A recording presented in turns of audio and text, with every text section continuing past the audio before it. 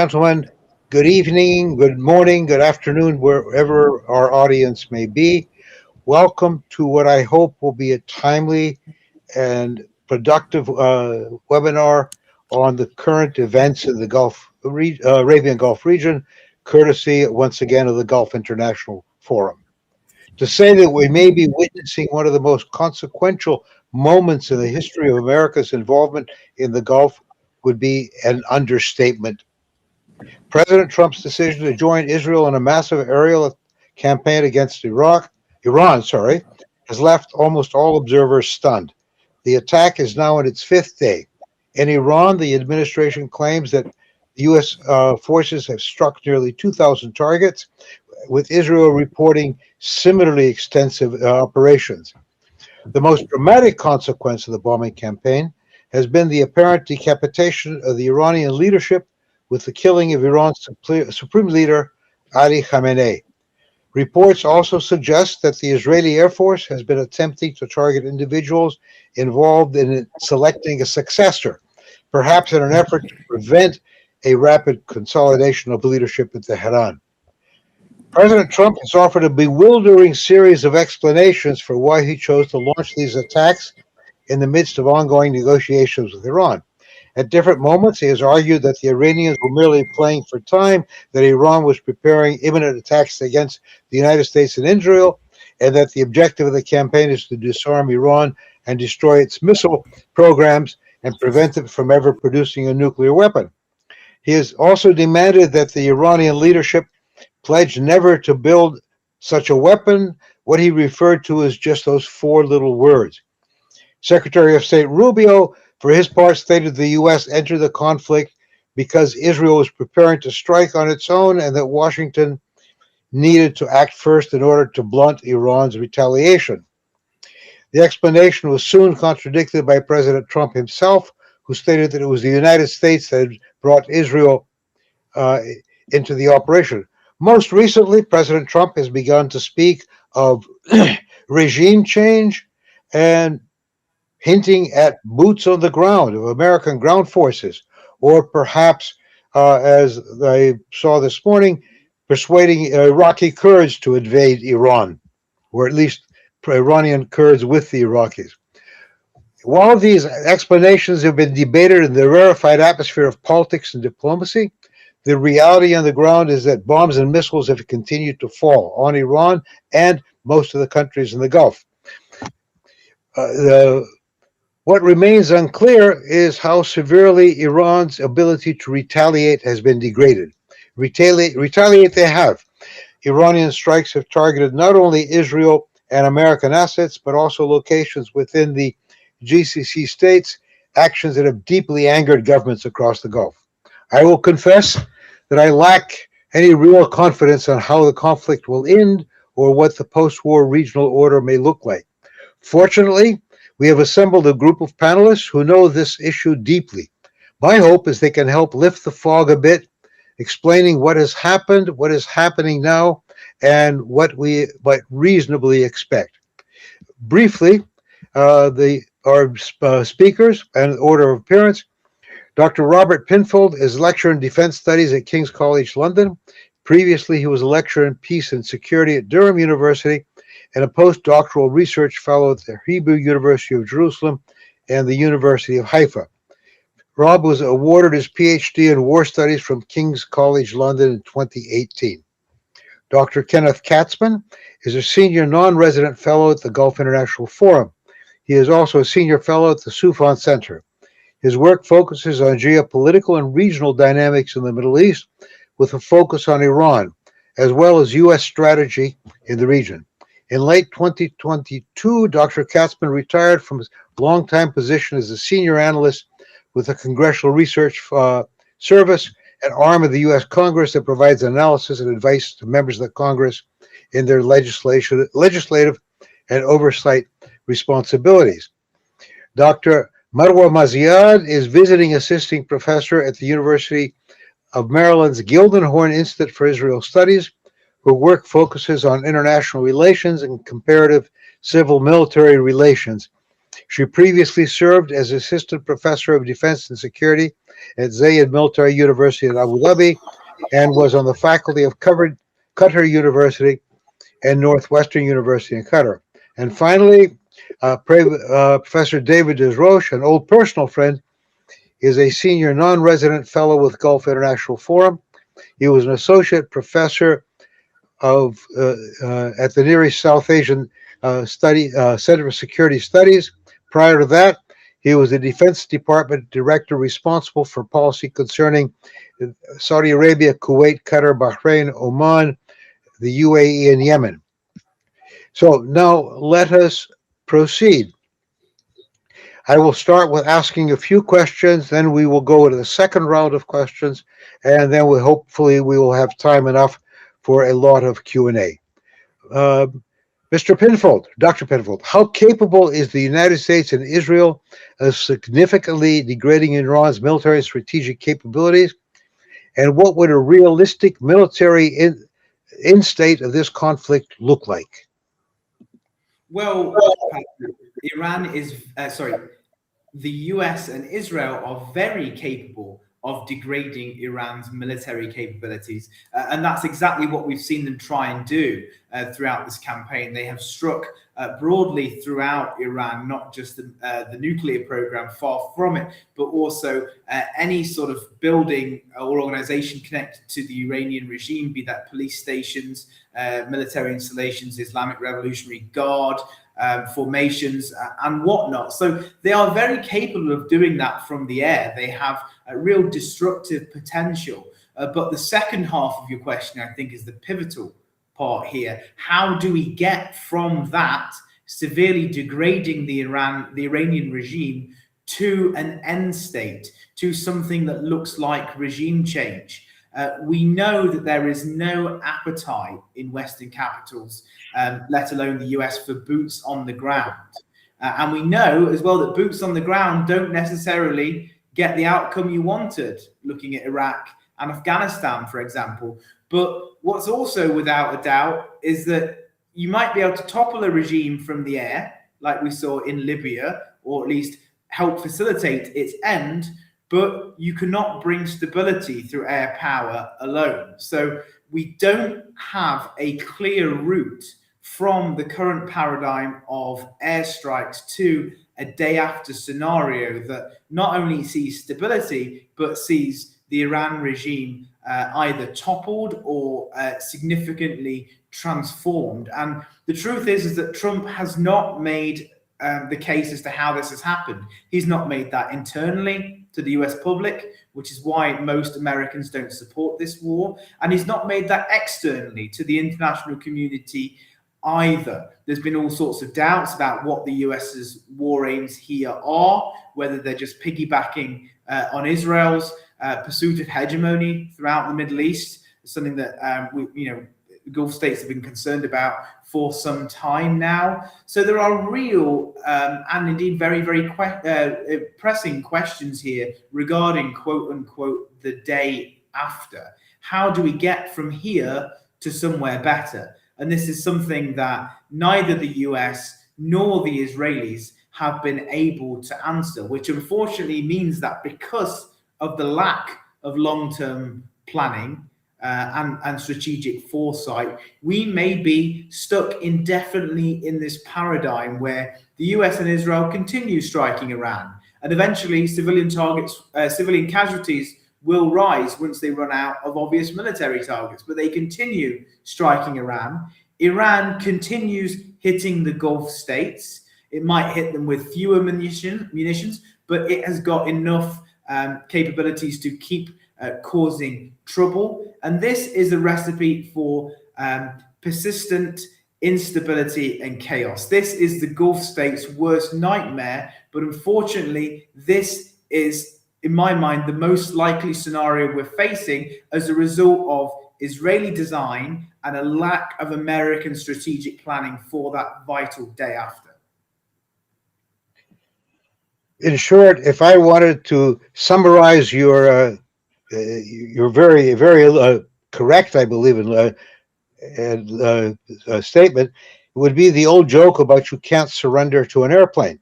Now the question is, can airplanes conduct an occupation of a country? Which is rather doubtful in my mind. Dr. Katzman, how do we understand the legal justifications and strategic motivations behind this war? And what implications might they have for international norms and regional stability? Thank you, Patrick. I'm not as negative as the first speaker, but a lot of the points are well taken. The legal justification Congress is debating right now. My understanding is the president has invoked the War Powers Act. He's made the notifications, and Congress is going to debate whether to approve or not. Continuing the fighting. I totally agree that Mr. Trump did not and does not have a day after plan. Where I suppose I disagree is to think that we're going to be in an endless quagmire. Mr. Trump is committed not to getting into an endless quagmire and a nation building project. So I'm not quite as dire as the other speaker. But anyway, strategically, the American people, I think from the moment the Iranians seized the U.S. embassy in November 1979, I think this was inevitable. And I think most Americans, even those who are younger and may not have been born at the time, the American people know Iran has been at the United States' throats for 47 years. The American people don't necessarily know the details of every twist and turn and every bomb that was dropped, but they know Iran has been an adversary and enemy for 47 years. And so it's evident Mr. Trump does not have majority support to necessarily undertake this step, but there is a certain understanding that Iran is a strategic threat and will be a strategic threat. And I think there's a belief that had he not taken this action now, eventually this was coming. I think there's a sense among the public that this was inevitable. This was coming. And so I think that strategic rationale, I think, is in many ways there. Whether Iran was close to a nuclear weapon now, no. I don't see there's evidence of that. I agree that Iran was basically complying with the 2015 nuclear deal. It had an expiration date. That was a problem, but Iran was basically complying. It's possible we could be in a different situation had that agreement been continued. It could have been extended, and we might not have this strategic problem from Iran. It might have been ameliorated. Anyway, we can't turn the clock back. The issue is what started this was Iran's killing of 7,000 protesters. Now, I realize maybe some in the region are not as concerned, but many Americans were concerned and are concerned about the Iranian regime mowing down protesters with machine guns. I think that is understood in the United States, perhaps better than in the region where there is obviously a history of authoritarianism and maybe less attention to squashing protests.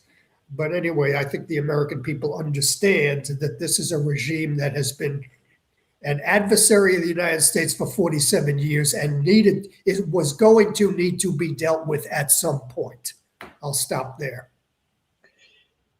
I wanted to ask one question. Sure. There are, whoever wants to answer this, but Kenneth, more on the international law aspect.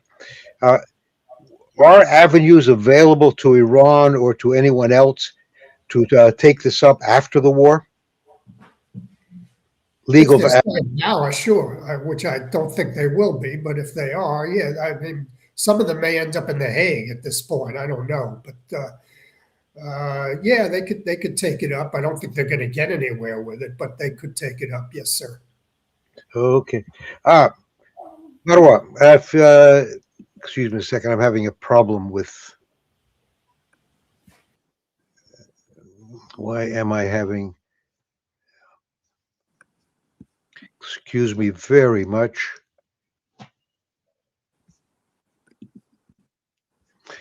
What are Israel's core strategic objectives in confronting Iran? And what military or diplomatic pathways might realistically allow Israel to achieve them? A very Well, short question. yeah, very short. Well, Israel's war with Iran, we have to start. It's a war of choice, initiated opportunistically by Israel at this moment. Israel saw an opportune moment to strike. It's not motivated by an imminent threat of Iranian aggression or the very long-term nuclear issues that have been here for a long time. Or the ballistic missiles and the proxy militias that were, understandably parts of the critique of the first Iran deal under Obama in 2015. The critique for this deal was that it was focused exclusively on the nuclear issues, but ignoring ballistic missiles or proxy militias throughout the region. So Iran has been framed as that threat at the time, over time, but it has to be said that Israel chose this moment because it thought or calculated that the moment is opportune. Iran is weaker for some reason. And we are yet to see if that's a proper calculation or not. But that is it. It's a war of choice. It's because it's opportunistically possible to prosecute it. Israel began strikes in the Iranian territory, and the United States has been drawn in. I don't think that was United States war. It's Israel's persuasive prime minister that pitched this idea that he has been pitching for over 20 years now, since the war in Iraq. And the idea of the axis of evil, Iraq, Iran, North Korea, as if one by one we have to tackle them. And definitely after Iraq, that Iran sequel was put on a long pause, and now it's as if he managed to say, this is the moment, let's go for it. And so did the United States, participating in a conflict that was fundamentally Israel's decision. The core strategic objective goes beyond this idea of neutralizing Iranian missiles or drones or the nuclear capacity, because that was even dealt with in the June attack anyway. And that was definitely a surprise for all analysts and most analysts anyway, and definitely to Iran. But what Israel seeks now is regional dominance, regional hegemony, regional presence, not within its borders, not the right of Israel to exist, dealing with the Palestinians. No, it is about having a moment where regional dominance and presence from Iran, Iraq, to Syria, to Lebanon, to the Gulf, to the Horn of Africa, it's effectively possible, and that is what Netanyahu is going for. I would even say that it's probably in one scenario, maybe extreme scenario right now, but we will see. I think it would even hope to replace the United States as the primary security guarantor in the Middle East. I can imagine, I can see it, maybe it never happens, but I can imagine even Israel manning these very US bases long-term in the future from now, where Israel, with the United States withdraws, it's not physically present, but having delegated to Israel this mission or task. Israel's strategy is increasingly informed by ideological and theocratic frameworks. It's no longer just security in the secular nationalist terms of affairs. We've seen that represented in these biblical reference of the promised land, but not only the land of Israel, but almost the land of Abraham, which is with Abraham's sons, Isaac and Ishmael, but only as if to the Isaac descendants of the family. And we've seen that in public discourse and political discourse, even with Ambassador Huckabee in his latest interview with Tucker Carlson. So there is a trend here about merging the national security discourse with very biblical and holy war type of opportune historical imperatives. This is the moment to do something big and historical that we see from Israel's side. On the military side, Israel relies on preemptive strikes, intelligence-driven operations, missile suppression to degrade Iran's capabilities. But and it's working so far. We see even a drop in Iran's ability to respond through its missiles. But Iran's infrastructure is deep and dispersed and resilient, and it might show us surprises. So in terms of military strategy here, it's still happening, but the retaliatory missile and drone strikes, including attacks on Dubai and Abu Dhabi, show that Iran will not go down quietly. And I personally had predicted a month ago that if this war is to start, definitely cities in the Gulf, Arab cities, particularly Dubai and Abu Dhabi, would be hit. We would see all these images. It's as if I pre-saw that. And the reason is these countries are not seen to be off the hook by simply saying, we'll not allow the United States to use our space or bases. It can use it from other assets, and we were just going to watch. Iran wouldn't let them watch. And I think that was part of the calculation from Israel's side. It was aware of this risk to the Arab Gulf states, but that was a risk Israel is willing to take. I don't know if the Arab Gulf states were fully aware of what was to happen, but definitely Israel was somewhat aware, and that was a risk willing to take. Still, it was opportune. So the military pathways are there. Whether they will be sufficient to achieve these broader strategic objectives or not, we'll see.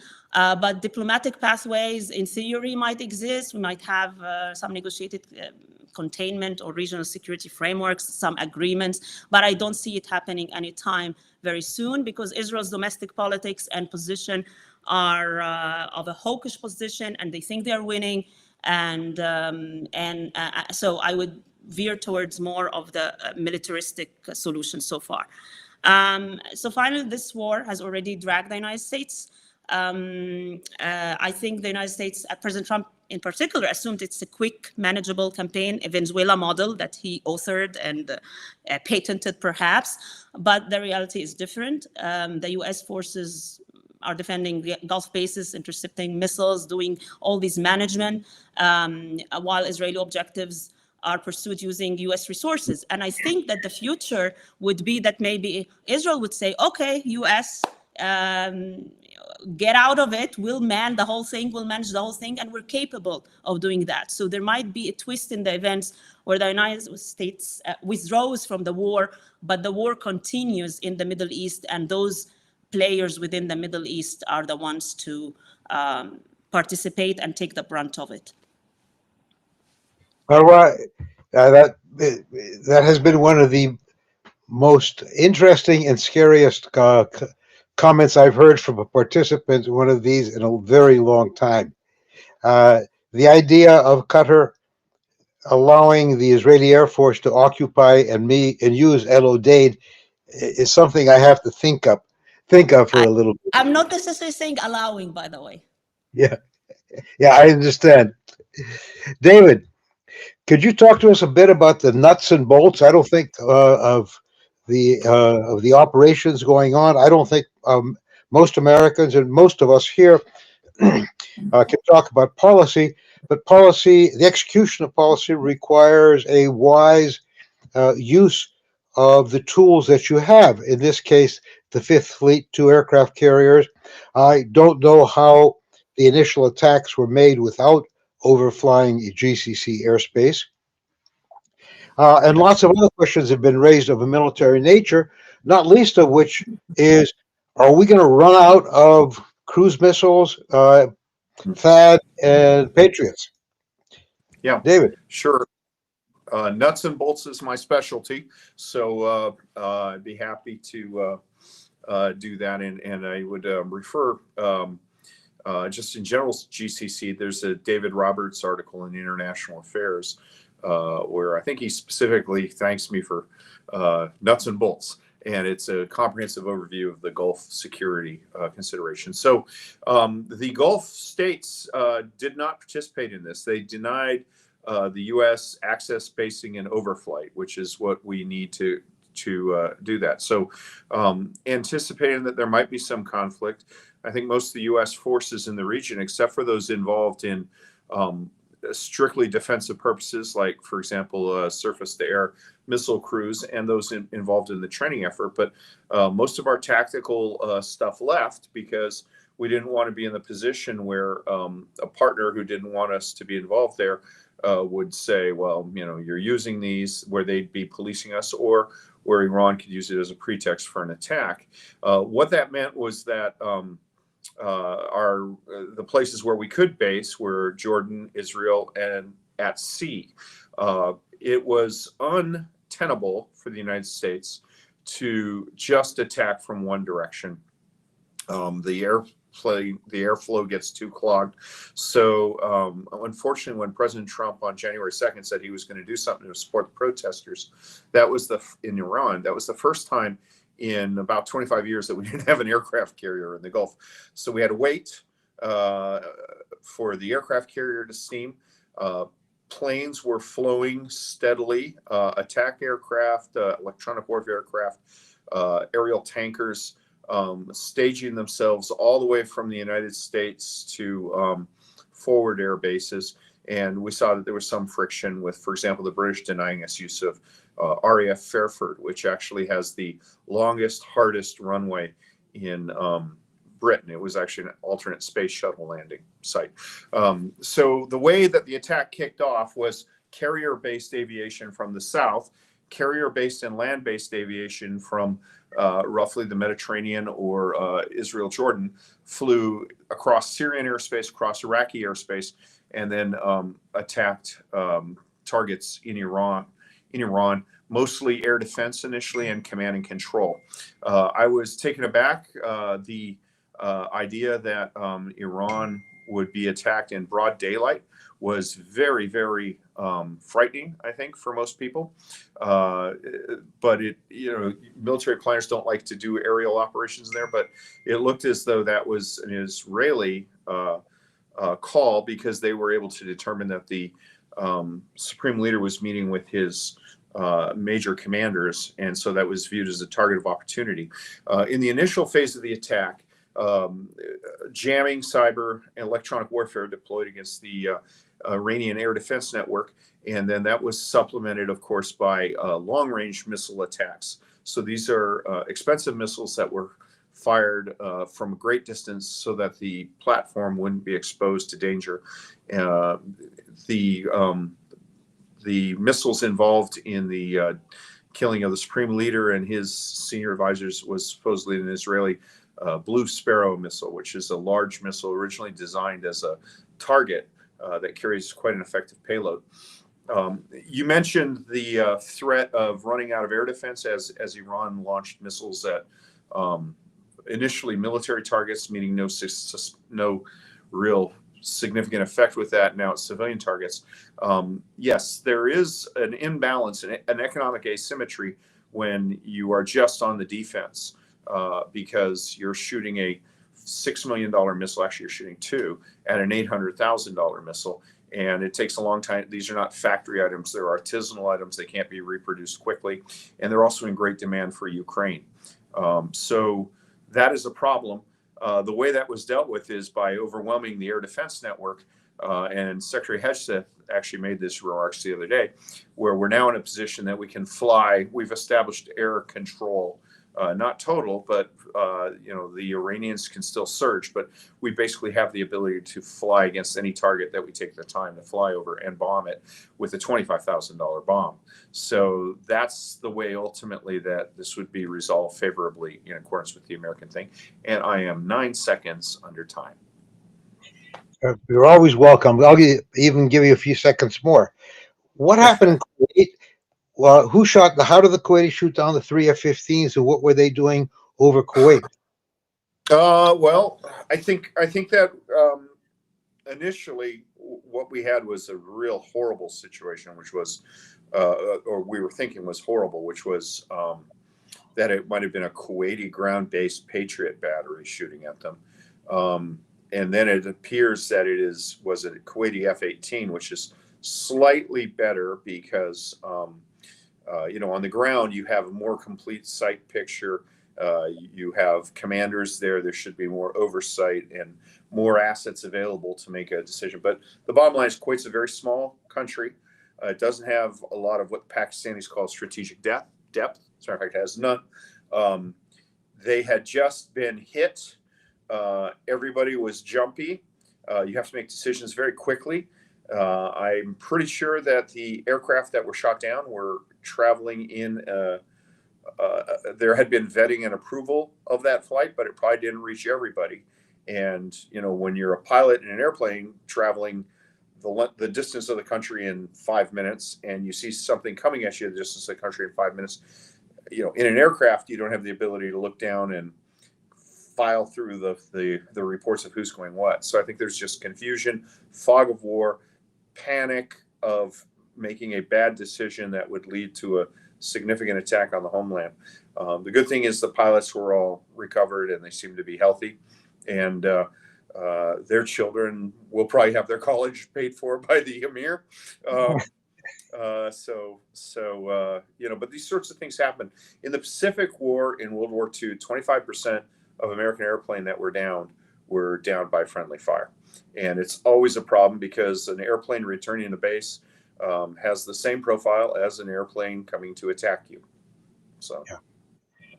If I remember correctly, our friendly fire incidents, casualties in material and people in the invasion of Iraq were greater than what the Iraqis managed to do in terms of damage. In Desert Storm, in combat, they were. The overall numbers were, I think, went back to the Iraqi favor because of the Scud stripe on campus. So yeah. But otherwise, we were doing a really good job of retiring our equipment. We were shooting down more of our airplanes than they were. Yep.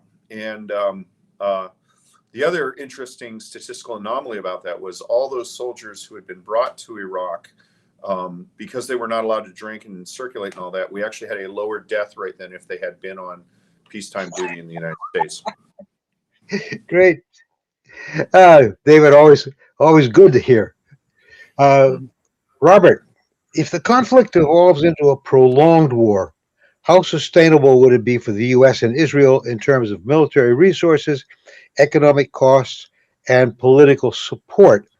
Mind you, I see those last three criteria actually reversed in terms of importance. But your thoughts? Well, I would say, Patrick, that before I answer your question, we have to look at what both countries' war aims are here. And I don't think that the US and Israel are going into this with the same vision or indeed the same plans.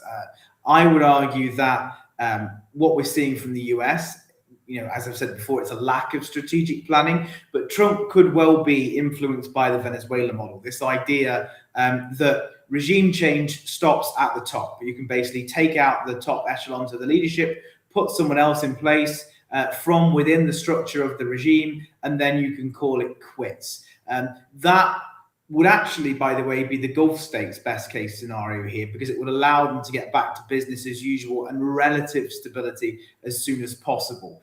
So that could well be the US's game plan here. Israel's game plan is very, very different to this.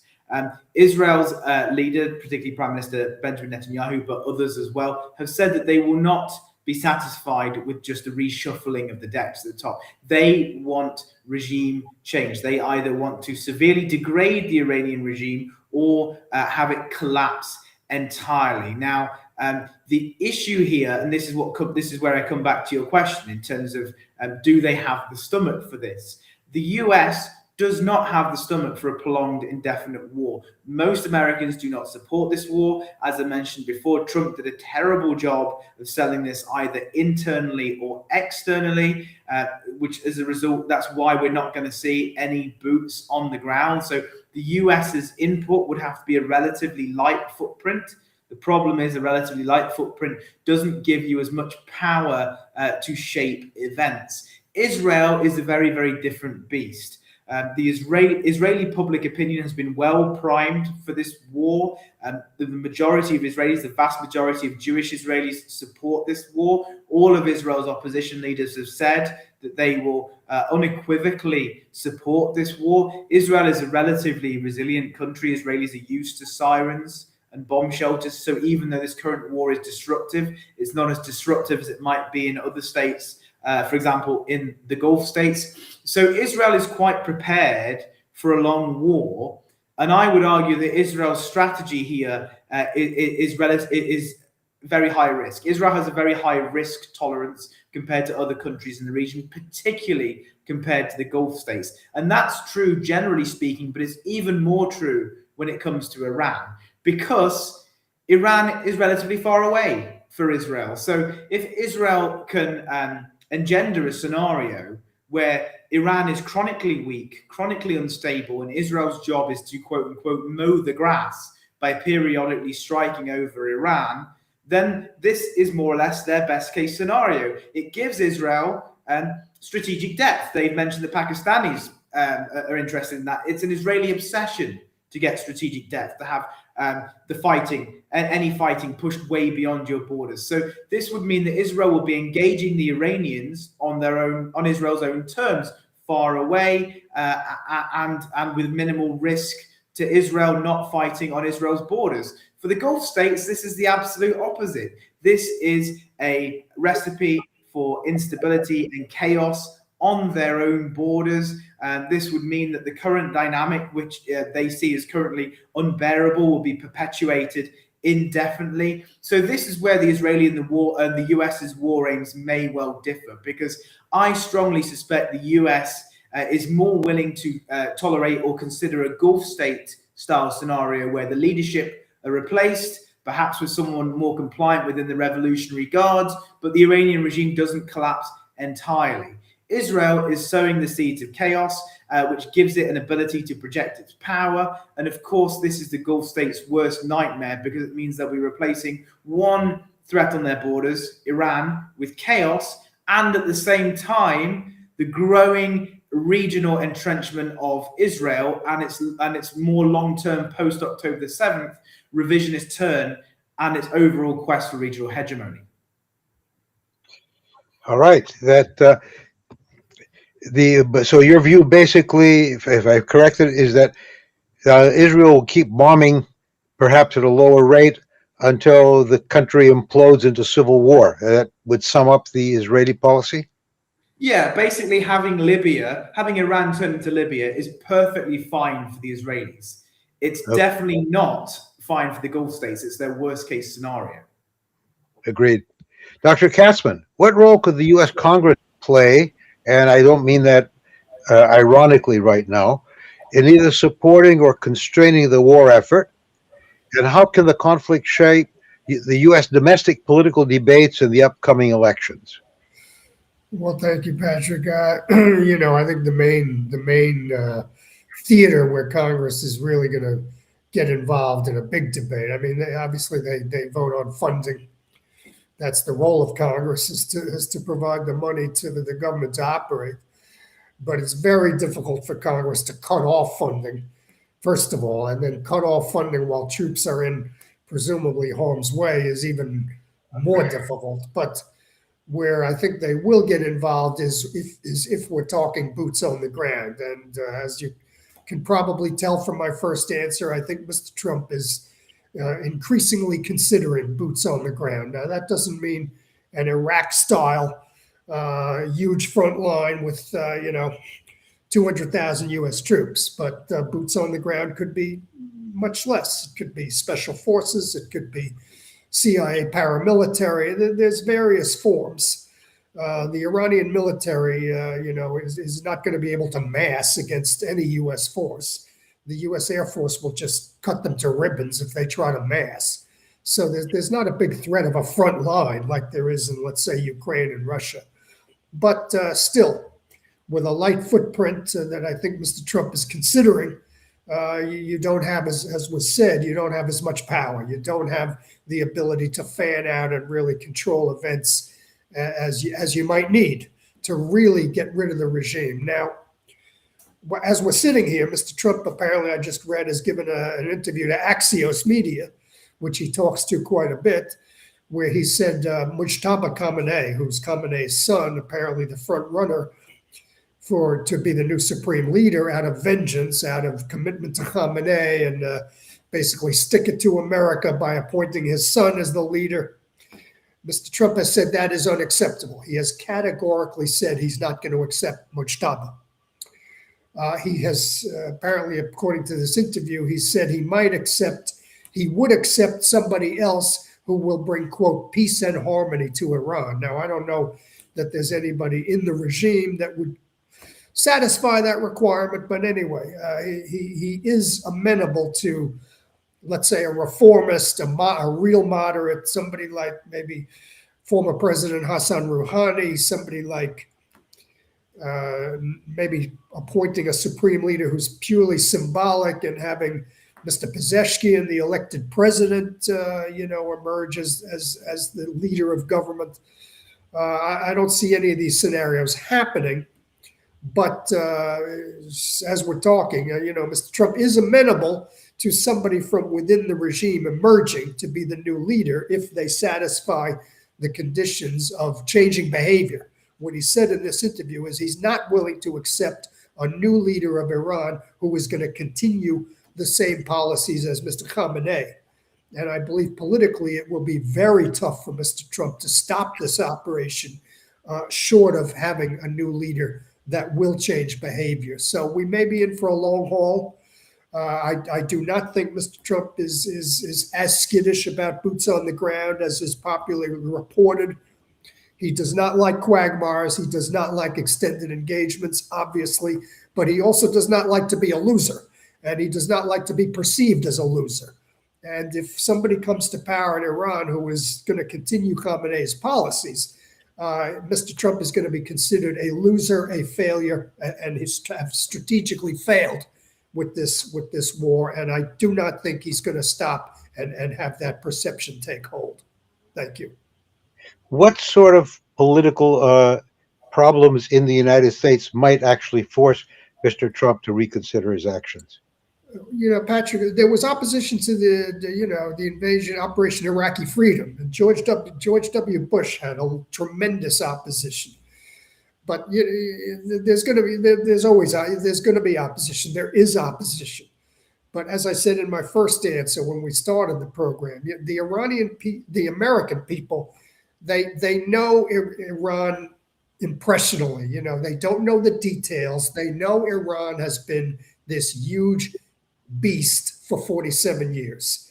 And so I don't think you're going to see this mass, opposition as if Mr. Trump is some sort of war criminal here. I think he will have enough support to do what he needs because we're talking about Iran.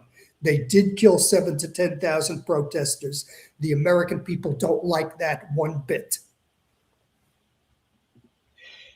Marwa, just to make me feel better, how do domestic political dynamics within Israel influence the country's willingness and ability to sustain a conflict with Iran?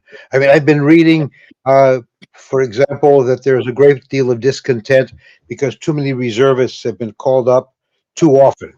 And the reserve system apparently is a lot different than that of other countries. Marwa? Yeah, I think all of these things are tangential. Israel has shifted over time, has changed over time. Netanyahu is the king of Israel. He's the leader of Israel. So despite any opposition, this is lip service to anything.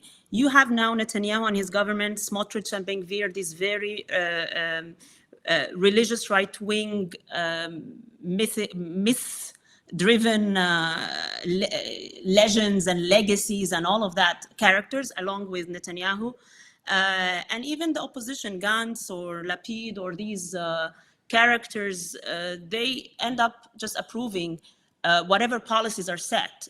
So I would say Israel's domestic political environment strongly shapes its willingness and ability to sustain a prolonged conflict without any opposition. its political system is increasingly dominated by hawkish coalitions that I referred to. They prioritize aggressive security measures. But now the new thing over the past decade or more, it's reinforced by ideological and religious narratives. It's no longer the secular national Israel of the 1950s. It is what it is now. It is referring to biblical promises, the land of Abraham's descendants, again, excluding Ishmael, you don't know why. So that contributes not only to public discourse or tangential kind of narratives, but to strategic calculations. It's kind of this idea of it's opportune, it's a historical imperative. We can do it now. So there is a merger now within Israel, whether a polity at the societal level or at this political elite and policy setters level, that combines both a sense of security imperative, which is constant all the time, as if Israel is constantly under existential threats, but now paired with this idea of fulfillment of a historical and religious destiny. It's now or never kind of rhetoric. So Israel is moving towards that logic that combines these aspects, ideology and policy. And you find it in even public opinion. During the war in Gaza, most Israelis did not watch that war as other people in other parts of the world watched it. There was censorship and there was military censorship. I mean, you cannot really report on certain things within the Israeli media. So you end up having an Israeli who's not exposed to what the rest of the world sees and ends up increasing the support to his or her leadership, namely Netanyahu. And they interpret and frame the military campaigns as existential threats paired with moral justification. And it's very ironic that there is some borrowing and almost plagiarism from political Islam, in a sense, where this sense of, a holy war or a sacred mission or divinely opportune moments are interjecting the public discourse right now. So yeah, I would say in the end, these hawkish coalitions that are in existence in the leadership, the religious nationalist ideology paired with this kind of support of the public that I don't think is informed well enough, definitely makes a prolonged conflict sustainable for Israel. But the question is whether the U.S. Would continue its involvement, and that's why I can foresee a situation where the U.S. is out of this war, but Israel is continuing this war in the region at large with this strategic depth all over this region and working it by itself, in a sense. Ooh, two questions, Marwa, before we go on to David. The first one being straight up economics. Can the Israeli economy on its own sustain this without heavy financing from the United States? And the second part, and I was talking to a friend of mine who in Athens who is in the golden visa business, and he said the number of Israelis with a great deal of money, the new Greek golden visa is really expensive. You're going to spend more than $1 million to get it. There's been a significant increase in the number of well-to-do Israelis who are buying golden visas in Greece. So how do you see the economics playing out on this one? The economics will work. I think now this, and that's an interesting thing. There are always data points about how, especially when you pull the reservists and that affect the economy in Israel. Therefore, it has to have short campaigns, and we've seen that in Gaza. It could sustain a 2-year plus, war. So Israel surprised us by how long it can actually prosecute a war. So I think that in a situation like that, the economics will be sorted out. That's, I think, the government's attitude will figure this out. But ideologically and strategically, they are on a mission here. And I think that's why economics are relegated. This idea of golden visa in Greece, or were you talking golden visa in UAE? In Greece. Okay, so you mean, are you insinuating that money will run out of Israel and go somewhere? Basically, the well-to-do heads of businesses. There are a couple of people that apparently spoke to my friend about establishing their companies in Greece, taking them out of Israel and putting the headquarters. Okay. That's fine. I mean, you can actually, that's better. Okay, secure the money somewhere else, safe, and still have the money to the support the war efforts and pay taxes or contribute to the. So, and in fact, actually, that's part of the strategy of how to continue the war. That's interesting. Yeah. Yeah.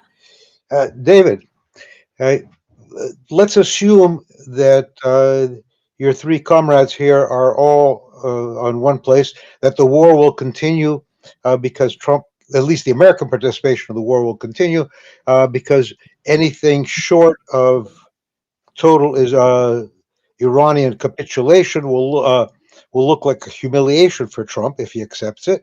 How long can the United States, both technically, militarily, sustain say at a lower level, but a constant, requiring a carrier offshore bombing on a regular basis, cruise missiles?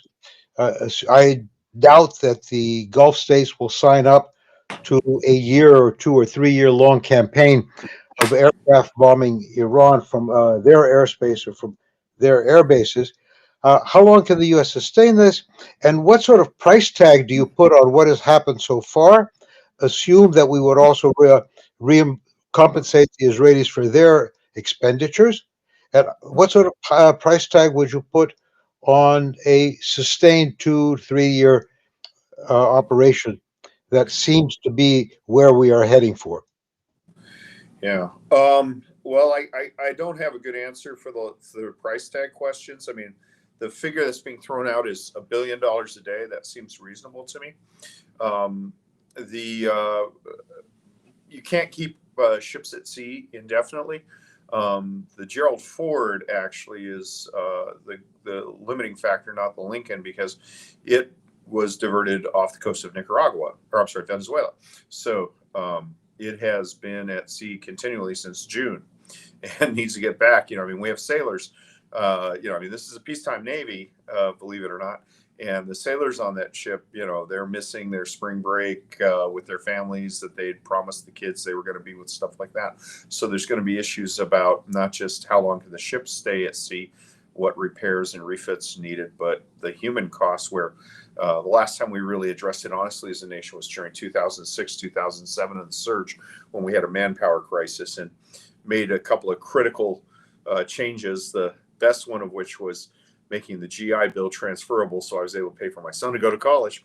So about $1 billion a day. I think that it is sustainable indefinitely if it would not have been had Iran not bombed the GCC states who were staying out of this. But I think that the possibility of shifting to land-based aviation at a very short range, where we can run operations out of the Levant towards Iran, but that puts great strain on our aerial tanker fleet. And then when the planes go drop their ordnance, they're out of play for a long time, because they have to go all the way back and then rearm, refuel. You can solve the fuel air to air, but you can't solve rearming air to air. If they are able to launch from Gulf bases, then it's a half-hour flying time to Iran.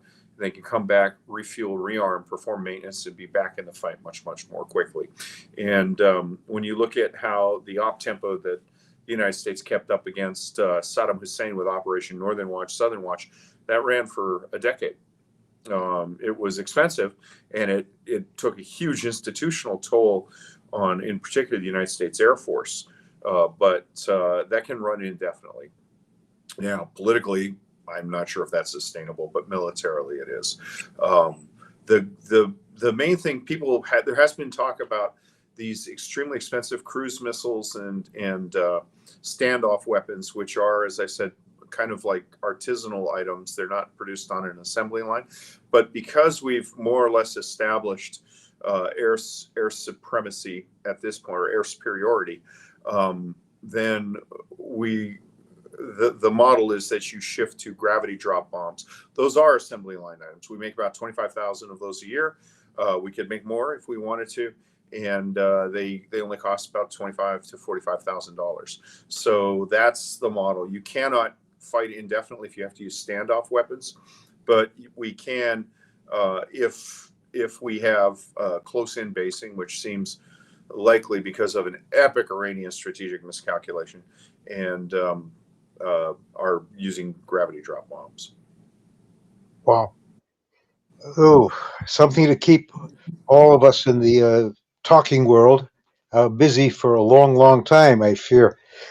Question arose this morning with some friends. What happens if we don't totally get the Straits of Hormuz shut, but there's enough going on that the vast majority of ships don't want to go there? How long can the world's economy sustain that? Well, any volunteers for that question? David. Yeah. Well, I thought the Trump administration was actually pretty smart about this. I've been arguing for years that we need to treat insurance as a domain of warfare. And what got my attention on that was at the start of the Syrian conflict, when Russia was sending helicopter parts to Syria, and somebody, I think we found out that it was on a civilian cargo ship and wasn't insured as a weapon.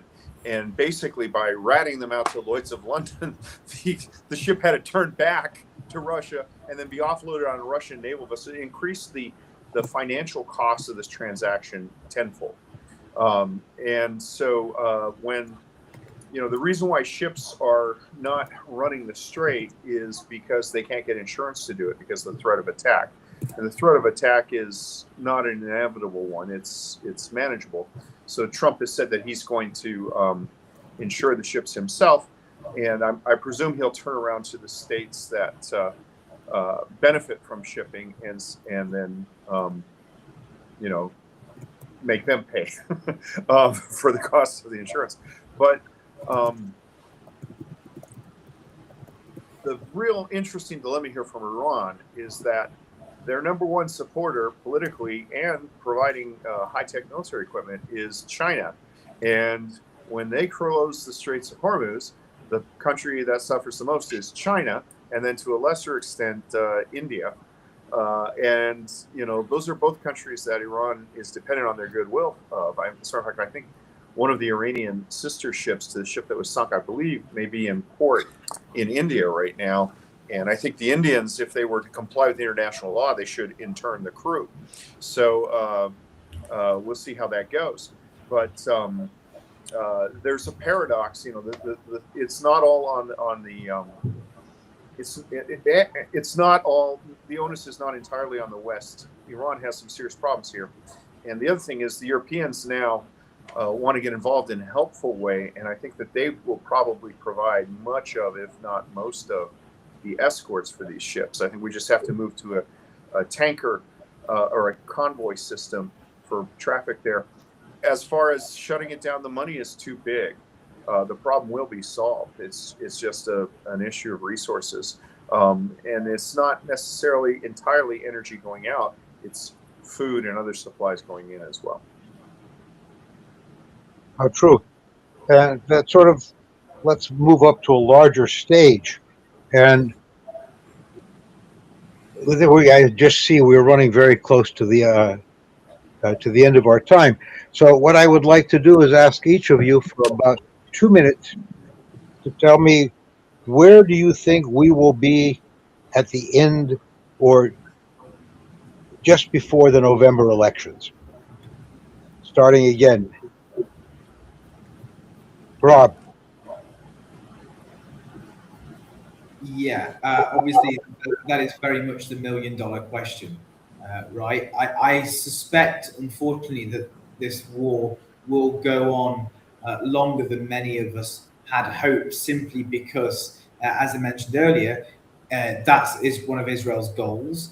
And secondly, the US doesn't have a clear plan for getting to somewhere better, meaning that Israel is more in the driving seat than it should be in terms of setting the conduct of this war. At the same time, you have Iran, who seems pretty focused on expanding the geographical contours of this war. Now, Iran's goal is obviously to cause chaos enforce a ceasefire. Well, they're managing to cause chaos, but so far they haven't managed to force a ceasefire, and they seem pretty determined to just basically double down on that strategy and just expand the contours of the conflict as much as possible. So, unfortunately, my predictions are pretty dire that there will still be a lot of restrictions on travel to the Gulf, for example, by November or mid-term time. I think the big question is, how much does this affect the American taxpayers? Now, I am not an economist. If I was an economist, I'd be in a higher paying job. But the bottom line here is that if this really does start to affect the American taxpayer, then people in the Trump administration might be seriously considering exit strategies. But we might end up with a scenario like Marwa suggested. Now, I'm not suggesting that Israel will take over US military bases in the Arab countries. However, it may well want to continue the war even if the US backs out. And this is the US's key question. If the US wants to disengage from the region and devolve power to its allies, what do you do when your allies have competing and diametrically opposed visions for the region, which is the case with Israel and the Gulf states? Kenneth. November election, we'll probably be still engaged in Iran in some way. My model, what I'm modeling is Mr. Trump is going to keep going until a moderate reformist leader emerges that he can perhaps live with. But this will be what I call a reign of the moderates. It'll be an interregnum to a transition, which the Iranian people will then take the ball. So Mr. Trump there'll be an emergence of a moderate leader who Mr. Trump can accept. The war will end, and this moderate regime of moderates, reformists, whichever way you want to term them, is then going to fall to a major uprising at some point, because the moderates will not have the allegiance of the RGC. The RGC will not be motivated to continue, and eventually a protest movement will usher in a new regime. It's a very positive forecast, but that's where we are. And I'm going to have to sign off. Thank you. Marwa, after Kenneth, what I think is truly dreamy future for Iran affairs. Where do you think we will be by November of this year? So that's 8 months. That's eternity in kind of Trump's timelines.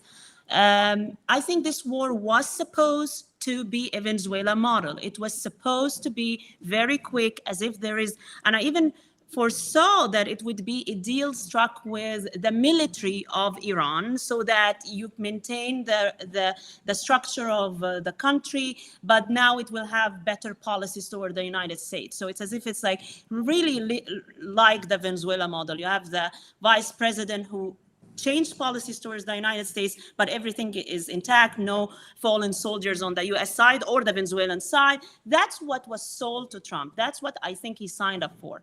That was what he was willing to take, and that would have ended quickly. And it's like a quick victory. Now that it is not what it is, I think 8 months from now, Israel will be conducting this war on its own. The United States is not part of it physically or in any direct ways. But Israel will have expanded in the region much more. It's now entering Iran, Lebanon, Beirut, Syria more so. And now remember, it was already in this war of 7 fronts since the Gaza war. It was already counting Iran as a front. So there is a continuation of that.